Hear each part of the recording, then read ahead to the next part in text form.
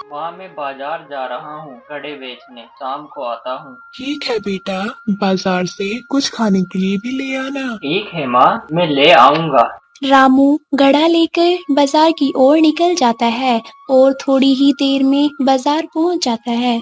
आओ आओ भाइयों और बहनों, ले जाओ मजबूत और सुंदर और मजबूत घड़े। आइए आइए बहन जी, ले जाइए घड़े। बताइए कौन सा घड़ा चाहिए आपको। हाँ हाँ भाई साहब, लेने तो घड़ा ही आई हूँ, पर पहले दाम तो बताइए। हाँ हाँ जरूर, ये बड़े वाला घड़ा 50 रुपए का और छोटे वाले घड़े 20-20 रुपए के। बताइए बहन जी आपको कौन सा चाहिए। अरे इतना महंगा? नहीं नहीं, ये बड़े वाला घड़ा 20 में और छोटे वाला 10 में दे दो। नहीं नहीं बहन जी, इतने में नहीं हो पाएगा। ठीक है, मर्जी है तुम्हारी। ऐसे ही शाम हो जाती है, पर रामू के घड़ों का कोई भी सही दाम नहीं लगाता और उसका एक भी घड़ा नहीं बिकता है। शाम हो गई और एक भी घड़ा नहीं बिका। अगर ऐसे ही रहा तो घर का राशन भी नहीं आ पाएगा।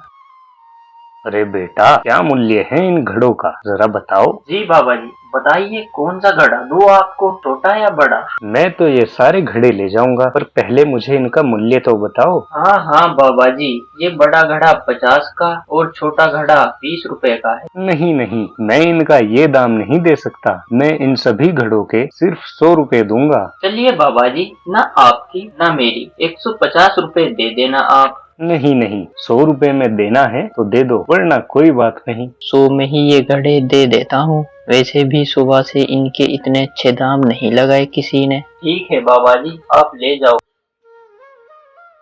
सारे घड़े बेचने के बाद रामू घर की ओर निकल जाता है। घड़े तो सारे बिक गए, पर मेरे घड़ों का कोई भी सही दाम नहीं देता। खैर कोई बात नहीं, धीरे धीरे मेरी मेहनत रंग लाएगी।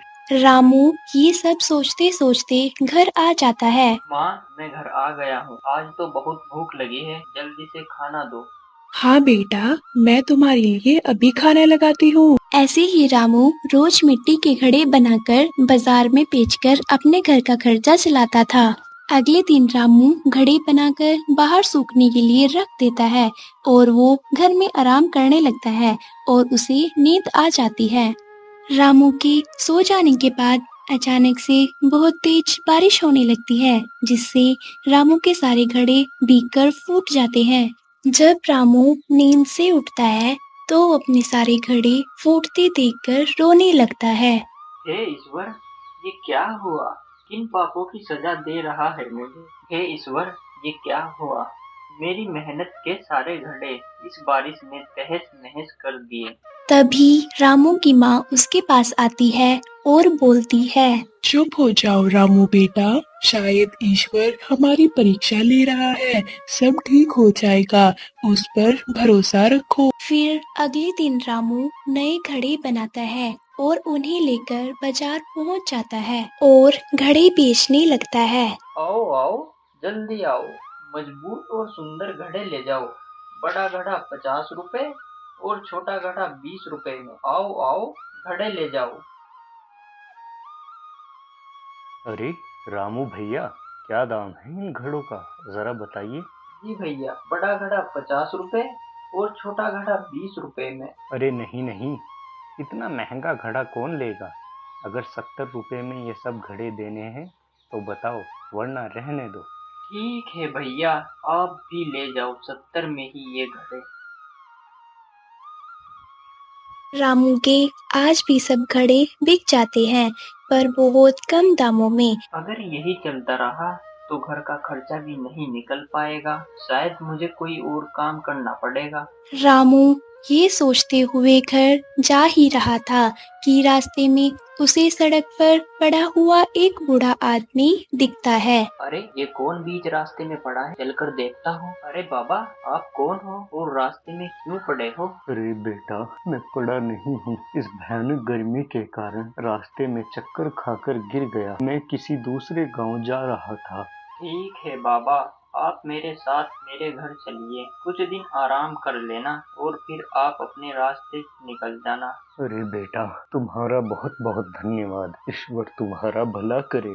और फिर रामू उस बूढ़े आदमी को घर ले आता है और 2 दिन तक उसकी सेवा करता है, जिससे वो बूढ़ा आदमी बिल्कुल ठीक हो जाता है। अच्छा बाबा, आप आराम करो, बाजार में घड़े बेचकर आता हूँ और फिर साथ में खाना खाएंगे। अरे नहीं नहीं बेटा, मैं अब बिल्कुल ठीक हूँ और मुझे अपने रास्ते पर जल्दी ही निकलना होगा। वैसे भी तुमने मेरी बहुत सेवा की है, जो तुम्हारा उपकार है मुझ पे। इस सेवा के बदले मैं तुम्हें कुछ देना चाहता हूँ। मांगो बेटा, क्या चाहिए तुम्हें? बाबा जी, मुझे कुछ नहीं चाहिए, बस आप अपना आशीर्वाद दे दो, मेरे लिए यही काफी है। नहीं बेटा, तुम बहुत मेहनती और दिल के बड़े ही साफ व्यक्ति हो, इसलिए मैं तुम्हें वरदान देता हूँ कि तुम्हारी सब इच्छाएं पूरी हो जाए। बाबा, मेरी बस यही इच्छा है कि मैं मेहनत करके अपने परिवार का गुजारा कर सकूं। इतना कहकर वो बूढ़ा आदमी अचानक से गायब हो जाता है, जिससे रामू बहुत हैरान हो जाता है। और फिर रामू अगली सुबह नए घड़े बनाकर सूखने के लिए रख देता है। और थोड़ी देर बाद जब रामू घड़ों को देखने के लिए आता है, तो वो हैरान हो जाता है, क्योंकि सब घड़े सोने के हो चुके थे। अरे, ये कैसे हुआ? ये तो चमत्कार हो गया। देखो माँ, मेरे बनाए हुए घड़े सोने के हो गए। हाँ बेटा, ये तो चमत्कार ही है और शायद उन चमत्कारी पापा का ही चमत्कार है। और फिर वो घड़ी बेचकर रामू अमीर हो जाता है और गरीबों की बहुत मदद करता है।